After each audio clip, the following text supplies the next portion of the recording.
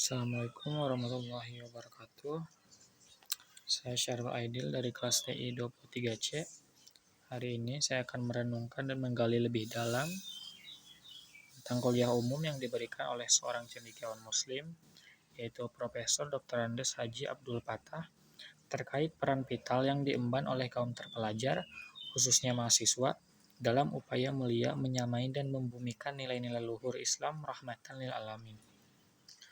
Allah Subhanahu wa taala berfirman dalam Al-Qur'an surat Al-Anbiya ayat 107 yang berbunyi Bismillahirrahmanirrahim wa ma arsalnaka illa rahmatan lil alamin, yang artinya dan kami tidak mengutus engkau Muhammad melainkan untuk menjadi rahmat bagi seluruh alam.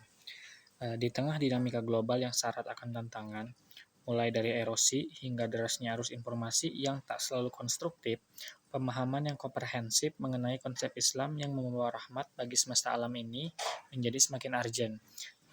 Mari kita telah bersama esensi dari pandangan beliau. Dalam kuliah umumnya yang penuh wawasan, Profesor Haji Abdul Patah membuka diskursus mengurai hakikat rahmatan lil alamin, merujuk pada ayat suci Al-Quran yang telah kita dengarkan bersama, surat Al-Anbiya ayat 107 tadi, yang secara eksplisit menyatakan bahwa diutusnya Nabi Muhammad SAW tidak lain adalah sebagai rahmat bagi seluruh alam semesta. Penjelasan ini melampaui batas-batas keagamaan, menegaskan bahwa rahmat Allah melalui risalah Nabi Muhammad SAW diperuntukkan bagi seluruh umat manusia, bahkan mencakup makhluk-makhluk Allah lainnya.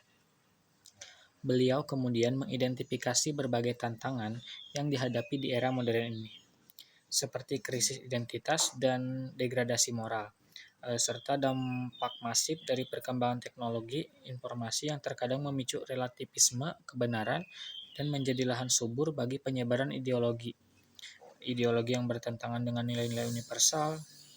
Dalam konteks ini, konsep Islam rahmatan lil alamin tampil sebagai paradigma yang menawarkan solusi. Profesor Haji Abdul Patah menjelaskan bahwa Islam rahmatan lil alamin adalah sebuah visi di mana ajaran Islam dapat diimplementasikan oleh siapapun dan dimanapun, dengan mengedepankan prinsip-prinsip mulia seperti kedamaian, keadilan yang inklusif, penghormatan yang tulus terhadap perbedaan, serta kepedulian sosial yang mendalam.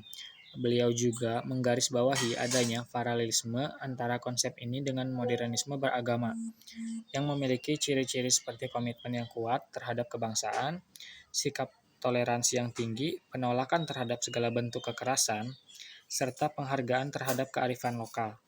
Fokus utama kemudian tertuju pada peran strategis mahasiswa. Sebagai insan akademis, mahasiswa memiliki posisi untuk sebagai agen pengetahuan yang mampu menyebarkan pemahaman yang benar, agen perubahan yang dapat menginisiasi perbaikan di masyarakat, dan agen kontrol sosial yang memiliki tanggung jawab moral untuk mengawasi jalannya kehidupan bermasyarakat. Oleh karena itu, Profesor Haji Abdul Patah menyerukan agar mahasiswa proaktif dalam menyebarkan nilai-nilai Islam rahmatan lil alamin di lingkungan sekitar mereka, serta membekali diri dengan kemampuan literasi dalam pusaran berita bohong.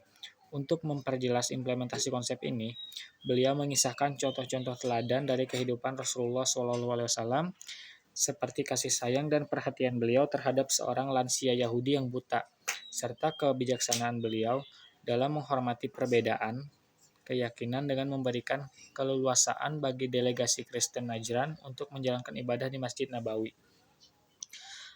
Baik, demikianlah elaborasi pemikiran Profesor Haji Abdul Patah mengenai urgensi peran mahasiswa dalam menanamkan dan mengamalkan nilai-nilai Islam rahmatan lil alamin, sebagaimana firman Allah Subhanahu wa taala dalam surat Al-Anbiya ayat 107 tadi, sebagai generasi yang akan mewarisi tampuk kepemimpinan bangsa, marilah kita jadikan nilai-nilai luhur ini sebagai kompas dalam setiap langkah kita. Semoga pemahaman yang kita peroleh dari kuliah umum yang dibawakan oleh Profesor Dr. Andes Haji Abdul Patah tadi dapat menginspirasi kita semua untuk menjadi agen-agen rahmat dan kedamaian di tengah masyarakat. Mungkin hanya itu yang bisa saya sampaikan. Wassalamualaikum warahmatullahi wabarakatuh.